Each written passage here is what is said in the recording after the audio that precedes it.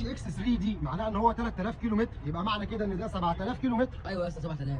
لا والله، امال دي ايه؟ هو انت مين ضحك عليك وقال لك ان ال 3 دي 3000 وان ال 6 دي يعني هو 6000؟ معنى كده بقى ان الشيل الاتش اكس 8 8000، مع ان شركه شيل لما عملت عنه دعايه واعلان قالت لك حمايه فائقه لحد 10000. بص يا صديقي، شركه شيل لما صممت الزيوت بتاعتها حطت لكل زيت رتبه خاصه بشركه شيل غير المعهد الامريكي للبترول. كمثال الاتش دي يعني هيليكس اللي هي عائله شيل هيليكس. من شيل اتش اكس 2 اتش اكس 3 و4 و5 و6 و8 و7 لحد الترا. تصنيف داخلي للشركه نفسها ملوش اي علاقه بالكيلو متر، يعني مش عشان اتش اكس 5 يبقى هو 5000 كيلو متر، ومش عشان هو اتش اكس 3 يبقى هو 3000 كيلو متر. طب ما الاي بي اي بتاع ده اس ال والاي بي اي بتاع الثاني اس ال، ليه ده 3000 كيلو متر وده 5000 كيلو متر؟ الموضوع يا صديقي بيرجع للشركه على حسب البيز اويل اللي معمول منه الزيت، سواء هو جروب 1 او جروب 2 او جروب 3 او جروب في او جروب في 1. اللي يقعد معاك 3000 ممكن يقعد مع غيرك 4000، واللي يقعد مع غيرك 10000 ممكن يقعد معاك 12000. اصل لو اتش اكس 3 دي معناها ان هو 3000 كيلو متر، يبقى معنى كده ان ده 7000 كيلو متر. ايوه يا اسطى 7000.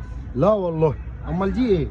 في عالم الزيوت يا صديقي الموضوع مش زيت بيلين الموتور وخلاص، الموضوع اكبر من كده بكتير، وطول ما انت معايا فانت اكيد بخير. وكالعاده انا احمد السويسي، كل يوم فيديو جديد عن عرض جديد ومعلومه جديده، فعشان يوصل لك كل جديد اعمل لنا متابعه. سلام.